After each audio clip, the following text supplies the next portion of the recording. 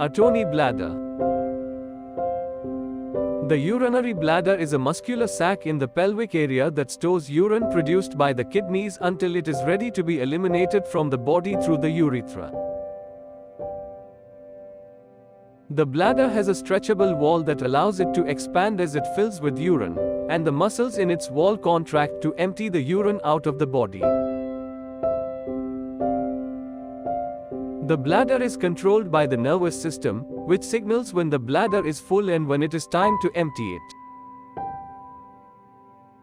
Atony of the bladder is a condition where the muscles of the bladder fail to contract properly, resulting in difficulty or inability to empty the bladder fully.